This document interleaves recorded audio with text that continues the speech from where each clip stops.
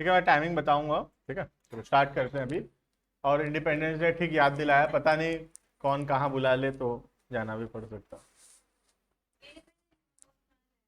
कितने जगह मुझे बुला सकते हैं पता है?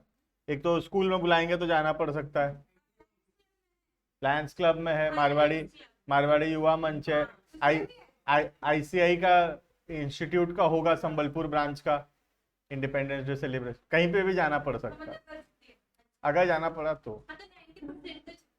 नहीं ऐसे नहीं है, बल्कि मैं कोशिश करूंगा कि मुझे पर्सनली पसंद नहीं है ऐसे जाना वाना, तो मैं कोशिश करूंगा नहीं जाने का। नहीं, देखो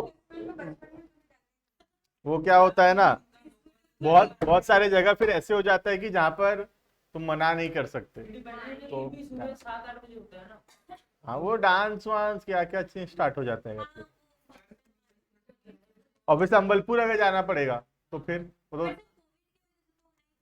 कर रहे, सब स्कूल में हो रहा है 10-12 सेलिब्रेट। वो पूरा उतना भीड़ भीड़ हो गया, परेड वरेड नहीं हो रहा होगा, हो रहा है वैसे, हो रहा है प्रभा।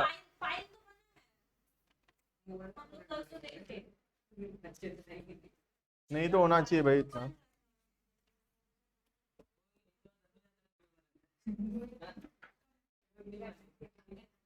क्लियर है उज्जवल? ऑन साउंड ठीक है?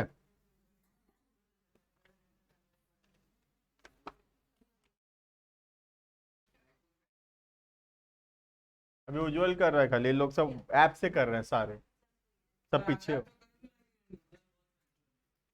आदर्श कर तो रहा है, बोलता है भाई मुझे, क्या कर रहा है क्या पता। 2 हफ्ता पहले मैं बोला था इग्नू में एडमिशन करा लिया, कल पूछा तो बोलते कराऊंगा वो। 2 हफ्ता पहले छोड़ो, हेडिंग करना, डिफरेंस बिटवीन वो पढ़ेंगे तो डिफरेंस बिटवीन, हेडिंग कर दिए थे क्या जो, difference between right of लियन and right of stoppage in transit. ठीक है, लिखना, ऐसे डिफरेंस कर लेते हैं हम लोग। बुक में ऐसे नहीं दिया, हम ऐसे कर लेते हैं, लेकिन बुक में पैराग्राफ वाइज दिया। राइट ऑफ लियन, राइट ऑफ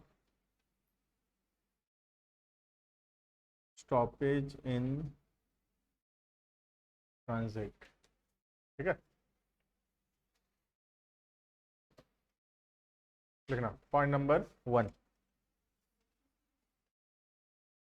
इसे बेसिस नहीं है। ठीक है, लिखना point number 1, it the essence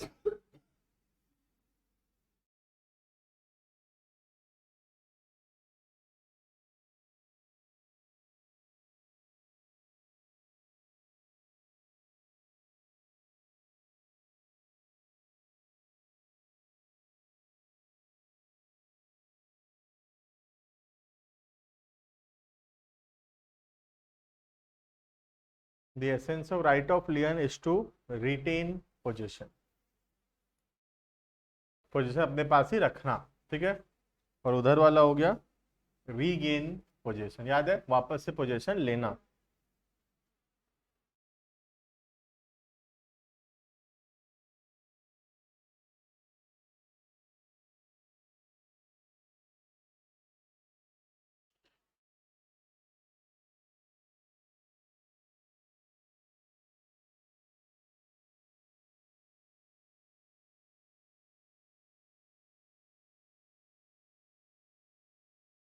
right to regain position. Next, point number 2, seller should be in position of the goods. ये जरूरी है, वरना राइट ऑफ लियन नहीं हो पाएगा जब तक सेलर के पास सामान नहीं है। ठीक है, seller should be in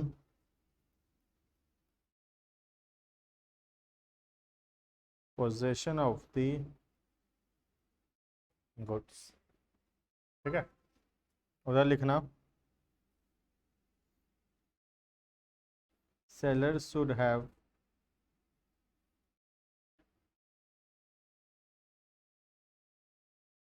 parted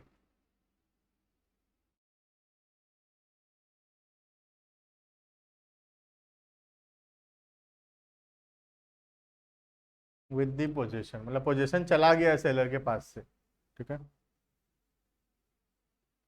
but buyer has not acquired, मतलब सामान रास्ते में है, ठीक है। सेलर के हाथ से पोजीशन जा चुका है, लेकिन बायर के हाथ में पोजीशन अब तक नहीं आया, मतलब the goods are in transit, ठीक है। Next,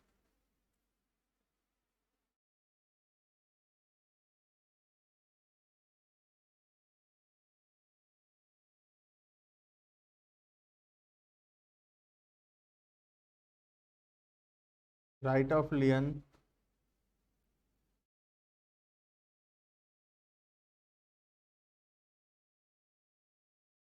comes to an end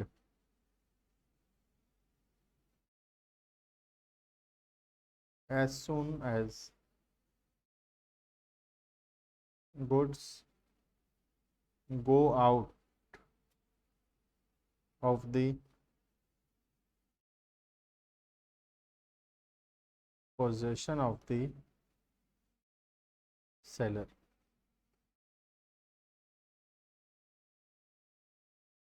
seller की पोजीशन से गुड्स जब चला गया तब वो ट्रांजिट, राइट ऑफ लियन खत्म हो गया, ठीक है। एक सेकंड ना,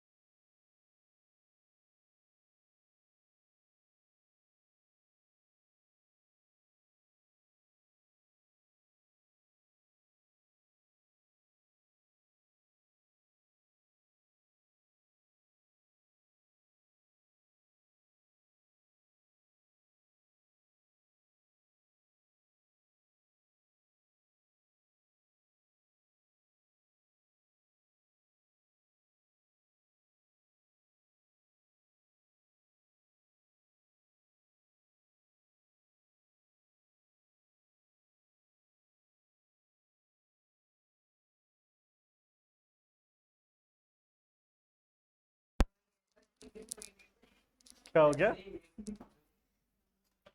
राम से हम जोक मार रहे हैं क्या?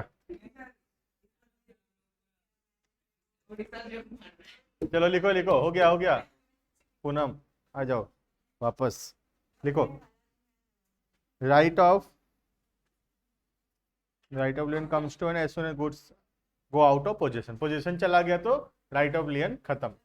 और राइट ऑफ ट्रांजिट कब खत्म होगा? जब बायर को पोजीशन मिल जाए, ठीक है। राइट ऑफ स्टॉपेज इन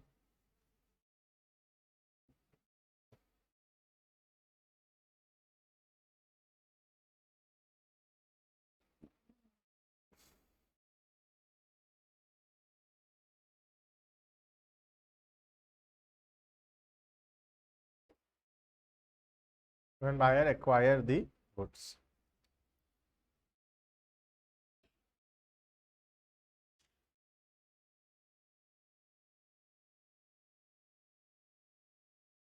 ठीक है, इतना लिखने से हमारा हो जाएगा।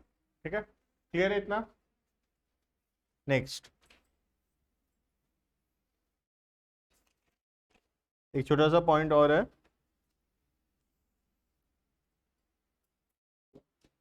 Right of resale. ठीक है, हेडिंग करना नेक्स्ट, राइट ऑफ रीसेल।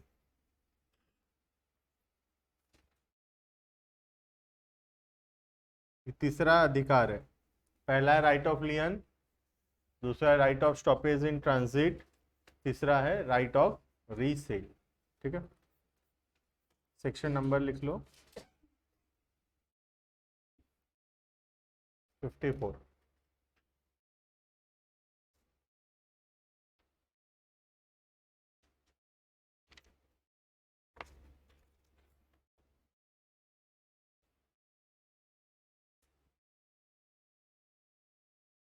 ठीक है, राइट ऑफ रीसेल का मतलब है वापस से बेचने का अधिकार, उसी को बोलेंगे राइट ऑफ रीसेल, मतलब वापस से बेचना। अब सेलर सामान बेच दिया था बायर को, बायर पैसा नहीं दिया, तो हम लोग या तो राइट ऑफ लियन यूज करके सामान अपने पास रख लिए, या right of stoppage in transit करके सामान अपने पास ले आए। अब सामान किसके पास है? सेलर के पास। बायर पैसा दे नहीं रहा, तो हम बायर को तो सामान देने वाले हैं नहीं, लेकिन हम एक बार बेच चुके हैं सामान, सेलर बायर को बेच तो चुका ही था सामान। अब सेलर के पास अधिकार है, क्योंकि बायर पैसा नहीं दे रहा है और हम राइट ऑफ लियन या स्टॉपेज इन ट्रांजिट यूज करके गुड्स अपने पास ले आए हैं, अब हम उस सामान को वापस फर्दर किसी और व्यक्ति को बेच सकते हैं। और ये हम कहाँ पढ़े हैं? पढ़े कहाँ हैं? ये पिछला क्लासेस में कहीं पढ़े हैं क्या, सेल बाय नॉन ओनर में? ठीक है, तो ये वहीं का पॉइंट है, सेल बाय नॉन ओनर में पढ़े थे, अनपेड सेलर, याद है? तो ये वही तो हुआ ना, अभी सेलर मालिक नहीं है, और क्योंकि वो ओनरशिप ट्रांसफर कर चुका है बायर को, लेकिन क्योंकि बायर पैसा नहीं दे रहा और गुड्स हमारे पास है, हम उसको फर्दर किसी और को बेच सकते हैं और हम एक वैलिड टाइटल ट्रांसफर करेंगे। ठीक है, लिखना हेडिंग है right of resale. The right of resale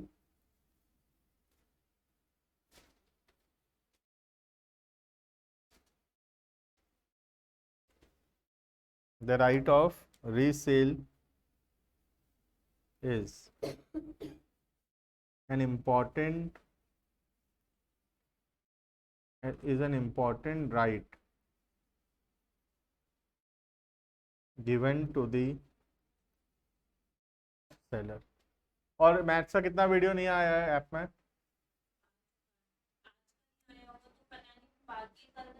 कल का सब आ गया था, कल तक का। ठीक है, एक मतलब आज का खाली लाना है। तो the right of resale is an important right given to the seller। The unpaid seller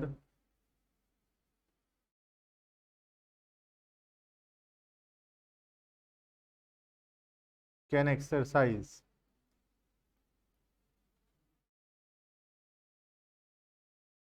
the right of resale of goods under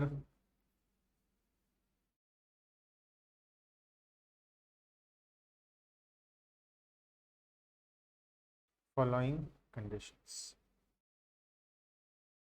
under following conditions. ठीक है, तो यहाँ पर हम लोग देखेंगे कब राइट ऑफ रीसेल एक्सरसाइज कर सकते हैं और कितना एक्सरसाइज कर सकते हैं। ठीक है, उसके पहले एक छोटा सा चीज़ मैं बताता हूँ जो कि हम ऐसे लिखे नहीं है, क्योंकि उतना कुछ उसमें लिखने का बात था नहीं, बुक में एक छोटा सा पॉइंट बनाया है 2-4 लाइन का, लेकिन हमको लिखने का जरूरत नहीं था बोल के हम लिखे नहीं उसको, क्योंकि नीड है नहीं उसका। क्या बोल रहा है खाली बता देता हूँ। जैसे ये हमारा सेलर है, दुकान है, ठीक है, और ये बायर है, ठीक है। अब बायर को हम सामान बेच चुके हैं, हम मतलब सेलर सामान बेच चुका है बायर को, लेकिन गुड्स अभी किसके पोजीशन में है? सेलर के पोजीशन में। ओनरशिप लेकिन किसके पास है? बायर के पास, ठीक है। अब अगर बायर पैसा नहीं दे रहा है तो हम लोग लगाएंगे अपना राइट ऑफ लियन लगाएंगे, या अगर भेज दिए मंगवा लेंगे वापस, स्टॉपेज इन ट्रांजिट लगाएंगे, और हम सामान बिल्कुल भी नहीं देने वाले, ठीक है। इस बात से हमको बिल्कुल भी फर्क नहीं पड़ता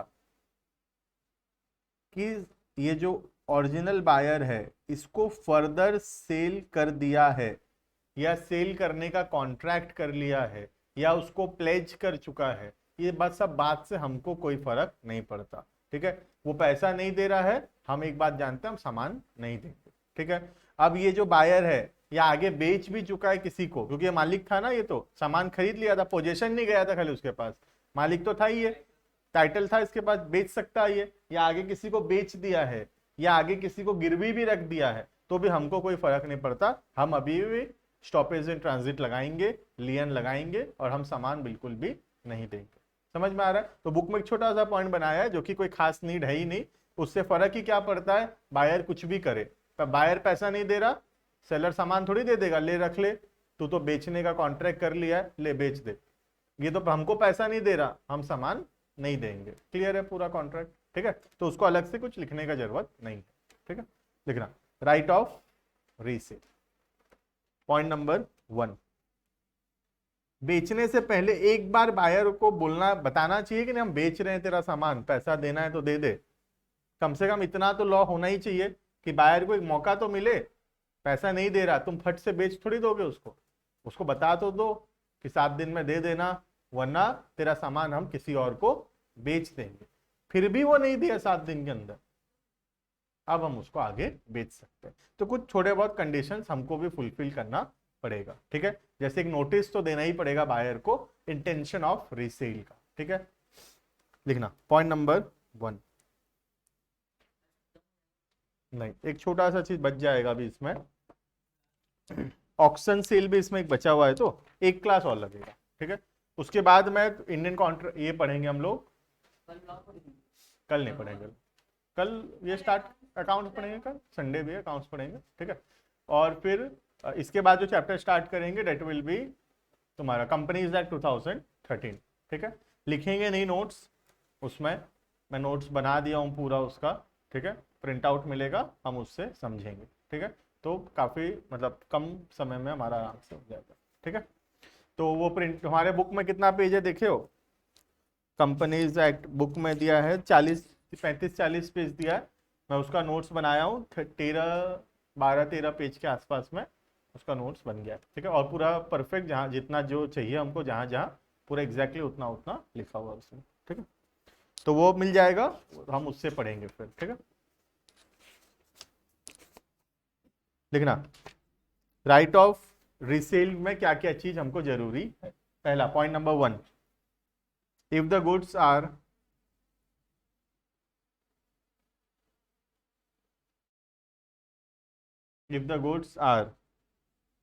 perishable in nature,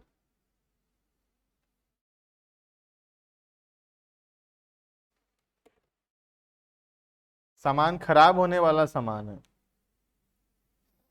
अब क्या बायर को बोलेंगे 7 दिन बाद पैसा दे वरना 100 लीटर दूध बेच दूंगा, तो तुम भी नहीं बेच पाओगे 100 लीटर दूध 7 दिन बाद, खराब हो जाएगा।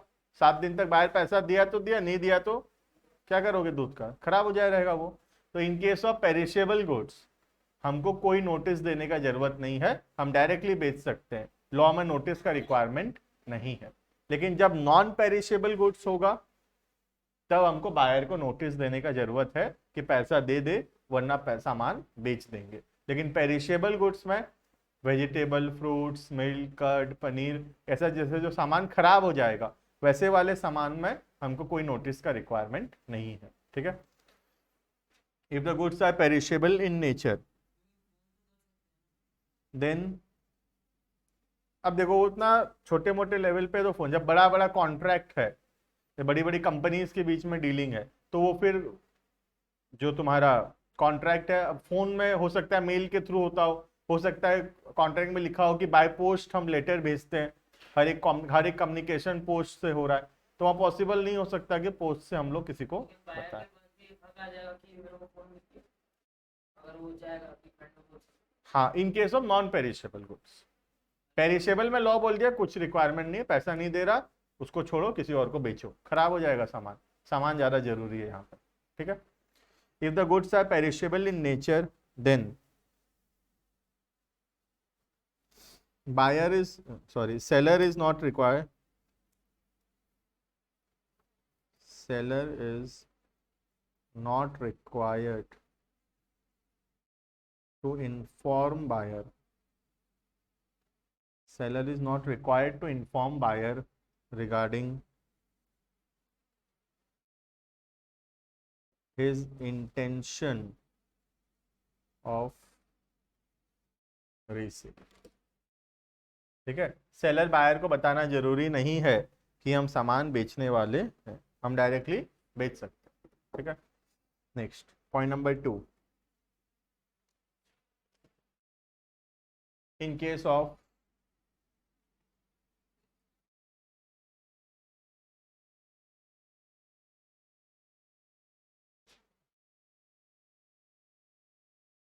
non-perishable goods, in case of non-perishable goods,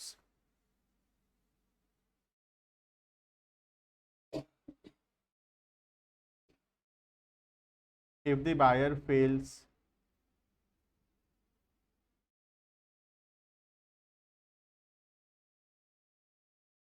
if the buyer fails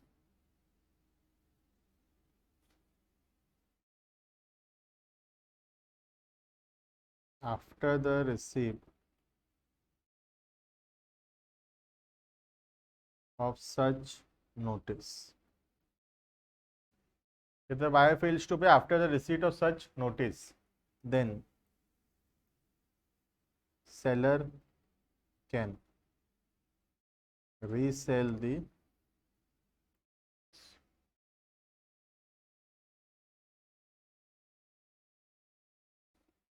ठीक है, तो सेलर के पास अधिकार है कि सेलर सामान को बेच सकता है। ठीक है, लेकिन कब बेच सकता है, नोटिस दिया और नोटिस में जितना समय दिया था वो उतना के अंदर भी बायर पैसा नहीं दिया, तो हमारे पास अधिकार है कि हम सामान बेच सकते हैं। ठीक है, जैसे कि मोबाइल फोन खरीद लिया बायर, पैसा नहीं दे रहा, तो हम उसको नोटिस दिए कि देख 7 दिन में पैसा दे देना, वरना मैं किसी और को बेचूंगा। फिर ये वो 7 दिन तुम रुके, 7 दिन में भी पैसा नहीं दे रहा है, अब हम क्या करेंगे, अब हम किसी और को बेचेंगे, अपना पैसा रिकवर करेंगे। ठीक है, अब अगर ये जो सामान हम रीसेल किए इसमें हमको नुकसान होता है, तो हम वो पैसा बायर से क्लेम कर सकते हैं।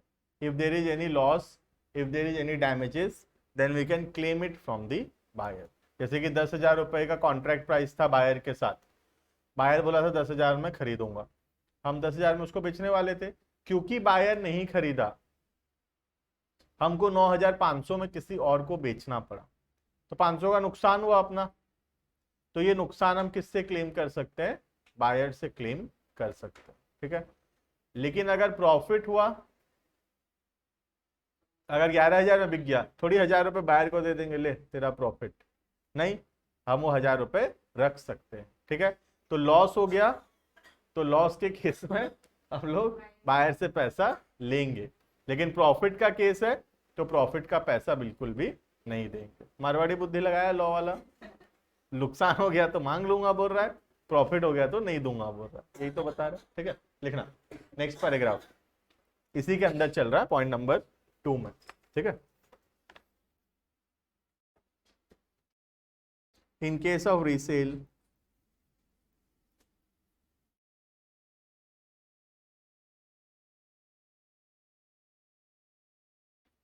in case of resale of goods,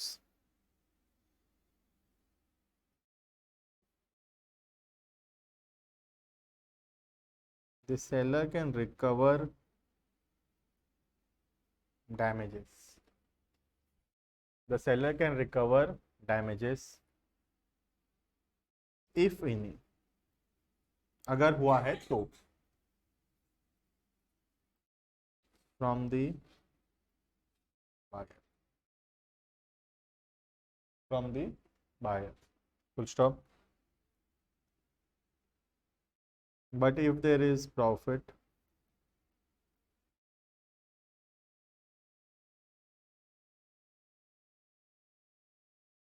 seller can retain it. Seller उसको रख सकता है अपने पास, सेलर देगा नहीं। सेलर भी अपने किसी रिश्तेदार को मतलब घर पे किसी को बेच दिया और बाहर से मांग रहे थे। हाँ, वो तो बात है कि तुमको ये प्रूफ करना पड़ेगा जेन्युइननेस ऑफ द ट्रांजैक्शन। वो तो ऑब्वियस है, बायर भी फिर क्लेम करेगा और तुमको genuineness of the transaction proof करना पड़ेगा। जरूरी नहीं कि फैमिली वाला हो या नहीं हो, उससे फर्क नहीं पड़ता, जेन्युइननेस होना चाहिए वो ट्रांजैक्शन में, ठीक है। अगर जेन्युइननेस है तो फिर बायर को देना पड़ेगा, और अगर इनजेन्युइन है या गलत तरीके से हम खाली डैमेजेस क्लेम करने के लिए मांग रहे हैं तो फिर लॉ भी ऑब्वियसली प्रोटेक्ट नहीं करेगा, ठीक है।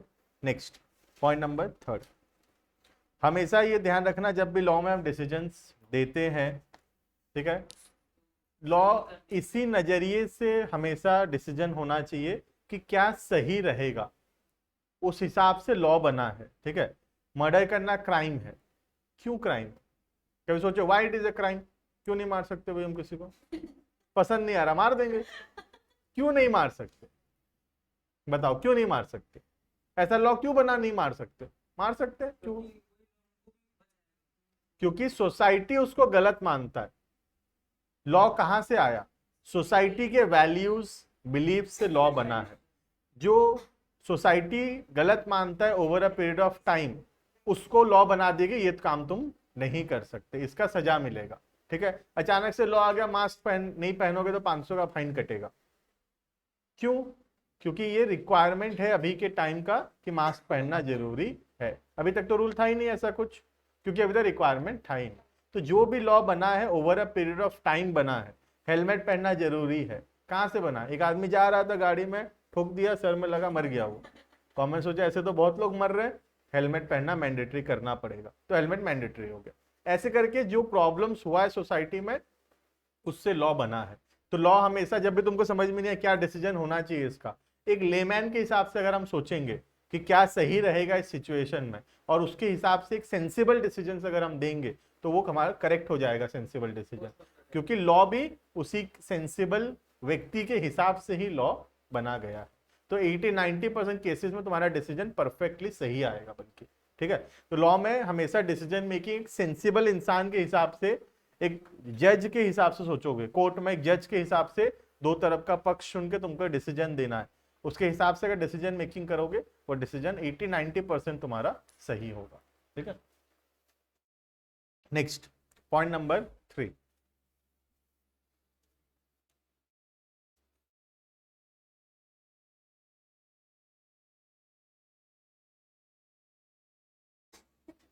if the unpaid seller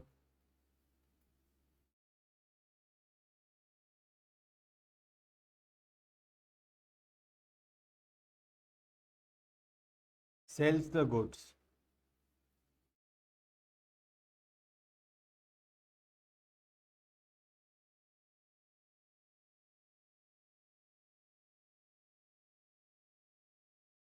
without notice to the original buyer,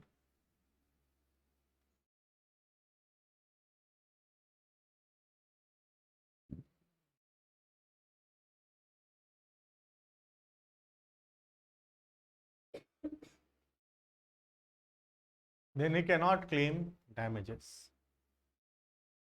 But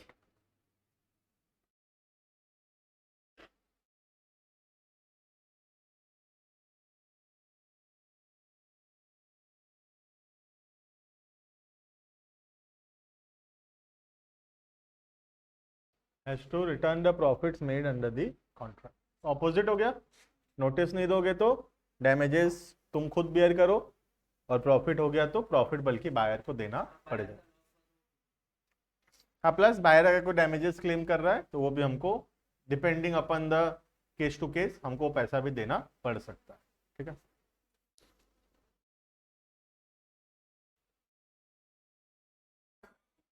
ठीक है, चलो इतना कंप्लीट हुआ ये राइट ऑफ रीसेल, इतना लिखने से इसमें हो जाएगा। ठीक है, ये क्या चल रहा था, राइट अगेंस्ट दी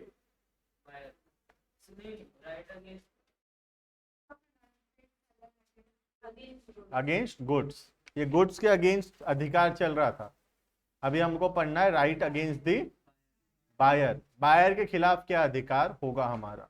जब गुड्स चला गया, पोजीशन से जा चुका है, राइट ऑफ लियन यूज नहीं कर पा रहे, रास्ते में भी नहीं है सामान, बायर तक पहुंच चुका है, स्टॉपेज इन ट्रांजिट यूज नहीं कर पा रहे। अब सामान किसके हाथ में है, बायर के हाथ में। अब बायर हमको सामान वापस तो करने वाला है नहीं, हम सामान वापस मांग नहीं सकते, तो हमारा राइट अगेंस्ट द गुड्स खत्म हो जाता है वहां पर, और क्या स्टार्ट हो जाता है, right against the buyer, buyer के खिलाफ अब हमारा अधिकार स्टार्ट हो जाता है। ठीक है, करना हेडिंग करना, rights of an unpaid seller against the buyer.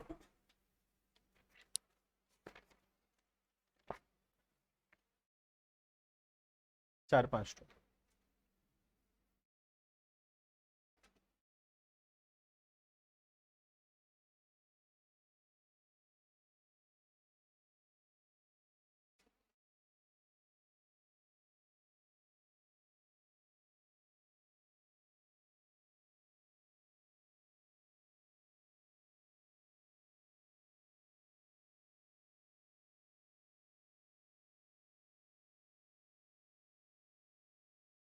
तो फिफ्टी फाइव से 61 नंबर सेक्शन में दिया हुआ है।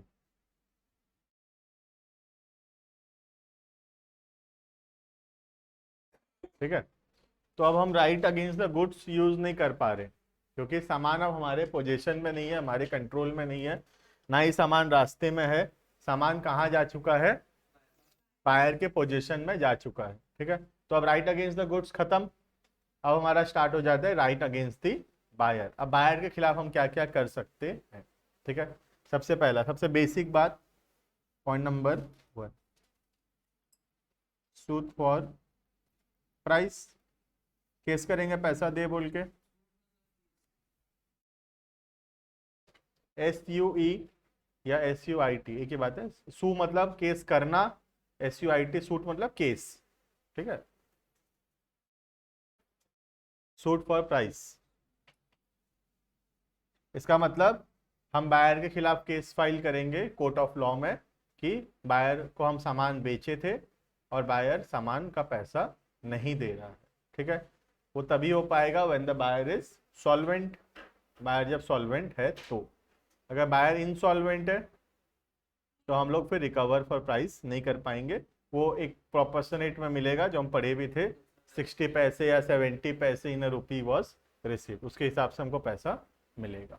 ठीक है, तो सुपर प्राइस मतलब सिंपली बायर के खिलाफ केस फाइल करना for the purpose of recovery of the price, क्योंकि प्राइस रिकवर करेंगे, सामान तो वापस ले नहीं सकते, सामान के खिलाफ तो अधिकार खत्म हो ही चुका है, अब हम बायर के खिलाफ अधिकार यूज कर सकते हैं। ठीक है, लिखना,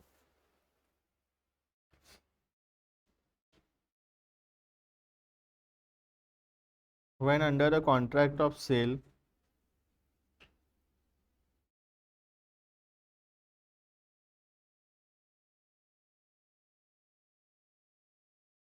buyer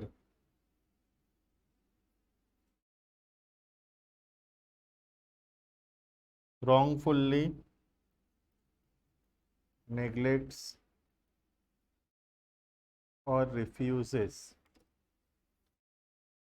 buyer wrongfully neglects or refuses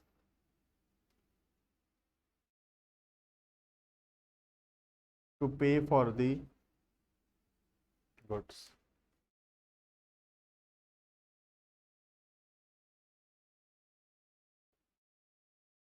the seller may sue him for the price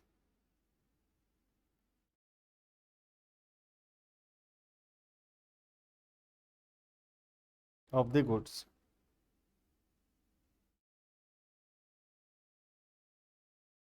ठीक है, तो बहुत सिंपल सा लॉ है, कि बायर पैसा नहीं दे रहा है, क्या बायर पैसा नहीं दे रहा है, क्या करेंगे, बायर के खिलाफ केस फाइल करेंगे पैसा रिकवर करने के लिए।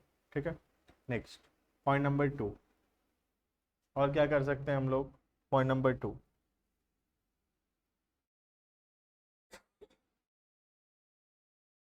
Show for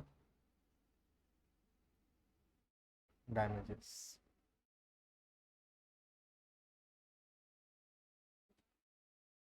for non acceptance, खाली नॉन एक्सेप्टेंस में, फॉर नॉन एक्सेप्टेंस।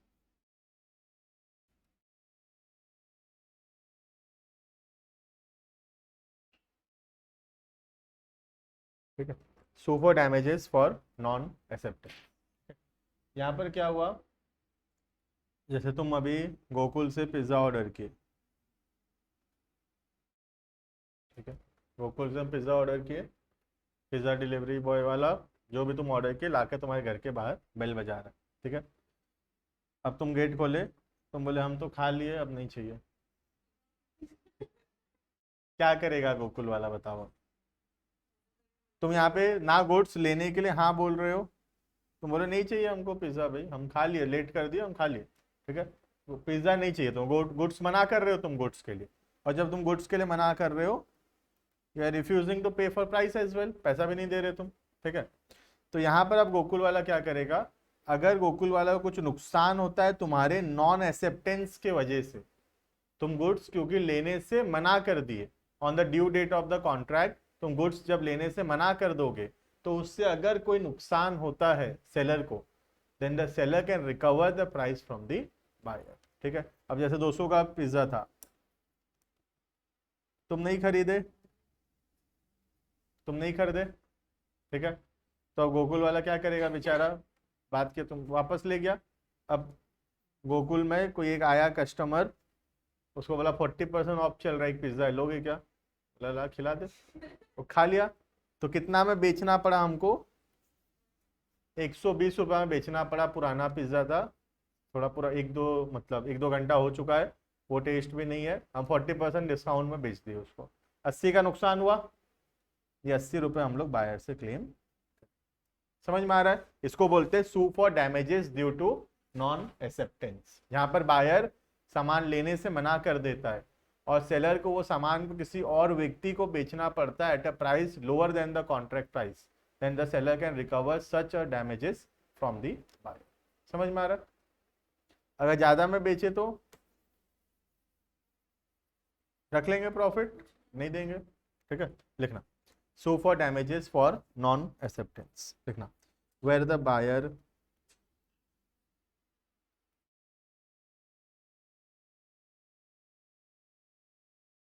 wrongfully, सब में wrongfully जरूरी है, अगर सच में गोकुल का गलती है और हम मना कर रहे हैं तो हम पैसा देने के लिए बाउंड फिर नहीं होंगे। ठीक है, wrongfully मतलब जबरदस्ती का मना कर रहा है बायर, कुछ गलती है ही नहीं सेलर का फिर भी। ठीक है, when the buyer wrongfully neglects or refuses to accept and pay for the goods,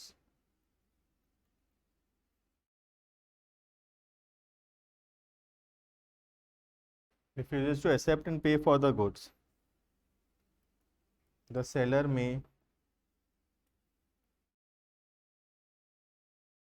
sue him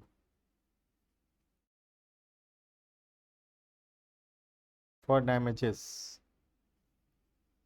due to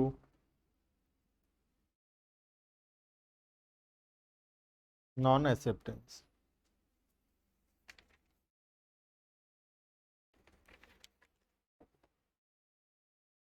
clear इतना, next point number C,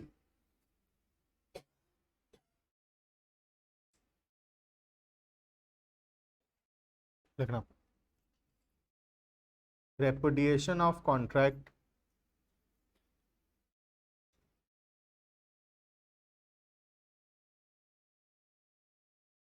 repudiation of contract before due date। Repudiation का मतलब होता है कैंसल करना, ठीक है। Repudiate मतलब to cancel something, that is known as repudiate, ठीक है। लिखना, where the buyer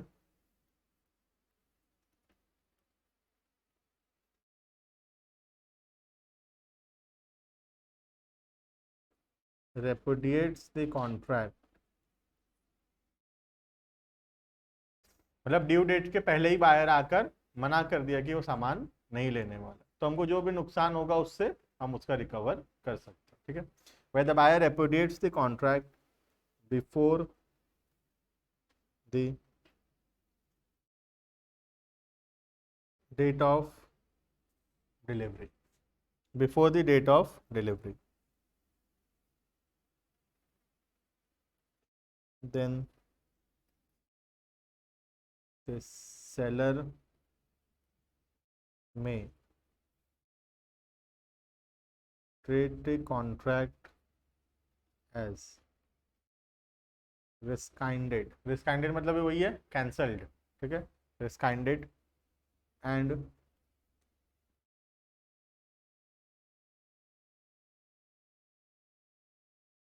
sue for damages, ठीक है। तो यहाँ पे ड्यू डेट के पहले ही बायर आकर मना कर रहा है कि उसको सामान का डिलीवरी नहीं चाहिए, तो सेलर बोला ठीक है मत लेना।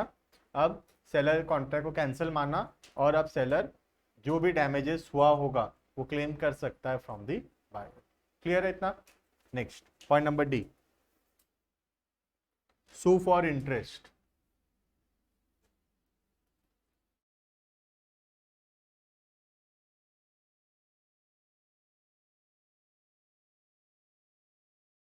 सबसे सिंपल सा पॉइंट है, जहां पे बायर पैसा देने में लेट कर रहा है तो सेलर क्या करेगा, इंटरेस्ट मांग सकता है, एक्स्ट्रा पैसा क्लेम कर सकता है in the form of interest, ठीक है। लिखना, where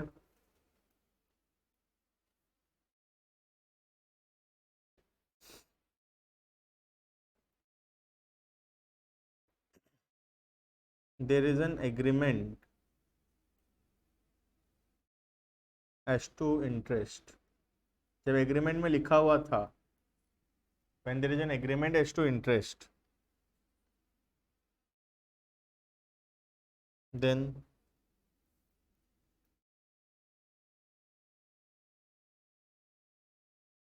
interest is charged from the date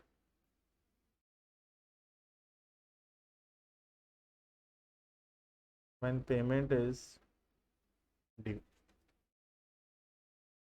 from the date when payment is due, ठीक है, full stop.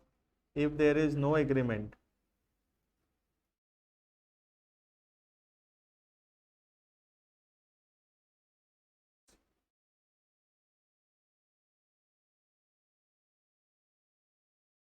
then interest is charged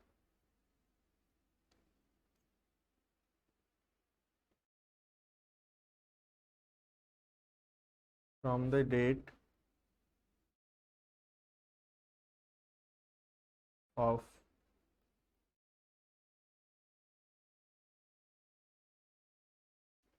notice by the seller. Percent या तो एग्रीमेंट में लिखा होगा तो उतना परसेंट होगा, और अगर नहीं लिखा होगा तो एक reasonable market rate of interest जो उस समय चल रहा होगा उतना, ठीक है।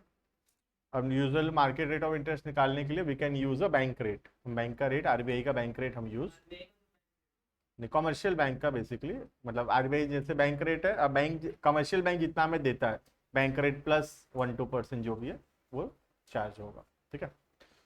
क्लियर है इतना? तो अगर एग्रीमेंट है तो जिस दिन पैसा ड्यू हो गया उस दिन से पैसा का इंटरेस्ट लगना चालू हो जाएगा, और अगर इंटरेस्ट के लिए कोई एग्रीमेंट नहीं था तो सेलर बोलेगा पैसा दे दे वरना ब्याज चालू हो जाएगा, तो फिर भी बायर पैसा नहीं दिया तो अब इंटरेस्ट स्टार्ट हो जाएगा, ठीक है। This is all about remedies, मतलब जो बायर ये सेलर के लिए, सेलर का right against the goods, right against the तुम्हारा बायर, ठीक है। ये यहाँ पे कंप्लीट होता है। अब इसके बाद हम रेमेडीज ऑफ सेलर हम लोग नेक्स्ट क्लास में स्टार्ट करेंगे, रेमेडीज ऑफ बायर, ठीक है, अगेंस्ट द सेलर। एक क्लास लगेगा और नेक्स्ट क्लास में खत्म हो जाएगा।